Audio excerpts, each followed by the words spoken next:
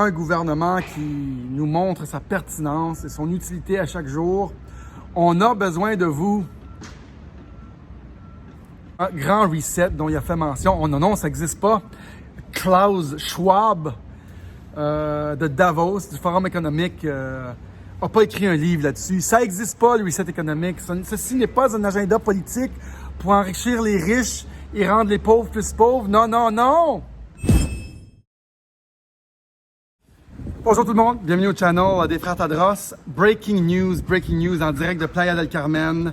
Trudeau, tous les vols suspendus du Canada pour les Caraïbes et le Mexique jusqu'au 30 avril.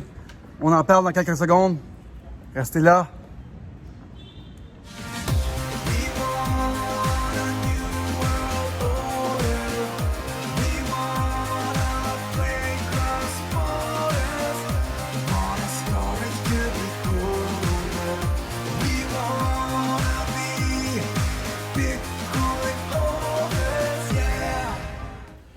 Bonjour mes amis, j'espère que ça va bien. Daniel Tadros, on va cacher mon micro pour le vent. Donc Trudeau annonce une suspension des vols, quarantaine à l'hôtel. L'hôtel coûterait 1 000 $ par jour, donc 3 000 $. Moi qui s'est réfugié ici au mois de novembre, je suis ici depuis 2 mois.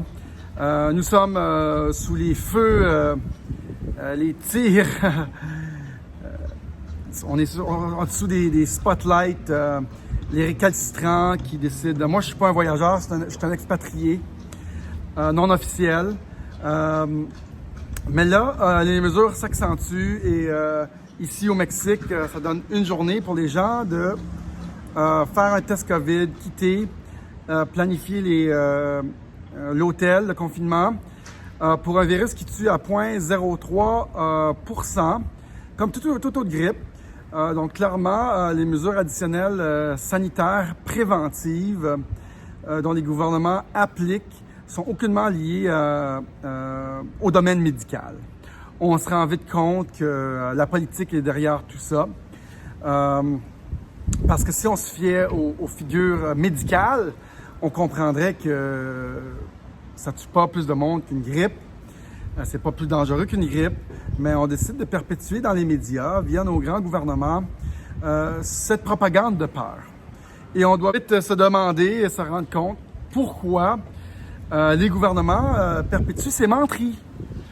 Et parce qu'on regarde la situation COVID et c'est pas nécessaire. Et donc, on doit vite aller à d'autres hypothèses et arrêter cette propagande de peur.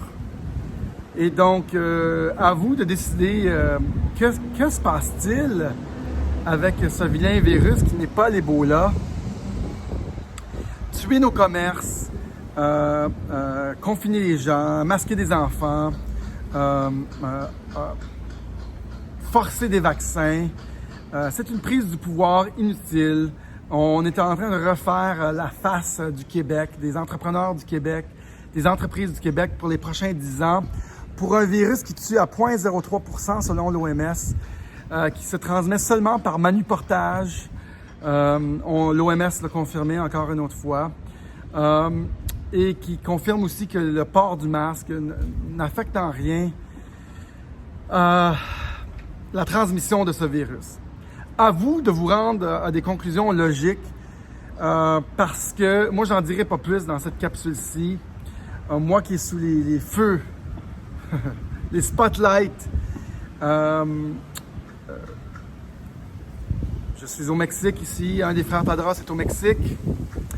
Un des frères Tadros est à quelque part dans le monde, puis ça dérange les gens. Je n'affecte en aucun cas la santé publique du Québec. Je n'embarque pas le système médical du Québec. Et les gens décident quand même de parler de moi. On voit que nos gouvernements sont rendus un pays communiste. Mais non, c'est normal, on est en pandémie. À vous de faire vos propres conclusions, mesdames et messieurs. Vous qui êtes un peuple intelligent et informé, et on est capable de se rendre compte de ce qui arrive et c'est clairement pas des mesures sanitaires préventives. C'est clairement autre chose. Ceux qui ont des solutions, des pistes à des solutions, mettez-moi des commentaires ci-bas. Clairement, Trudeau n'a pas pris sa dose de Ritalin ce matin. Je pense qu'il devrait peut-être augmenter sa dose de médicaments, peut-être pour l'aider à voir plus clair et prendre des mesures un peu plus logiques. Sinon, on va être obligé de se rendre à l'évidence que c'est un plan politique qui suit, un agenda politique stupide, sûrement pour son grand reset dont il a fait mention. Oh non, ça n'existe pas. Klaus Schwab de Davos, du Forum économique, n'a pas écrit un livre là-dessus. Ça n'existe pas, le reset économique. Ceci n'est pas un agenda politique pour enrichir les riches et rendre les pauvres plus pauvres. Non, non, non! Mais je me dois, mesdames et messieurs, d'applaudir nos politiciens. Stupides!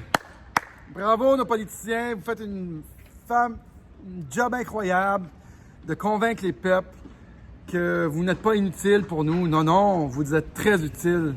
Un gouvernement qui nous montre sa pertinence et son utilité à chaque jour. On a besoin de vous. À vous de rendre ces conclusions-là, de se rendre à ces conclusions-là.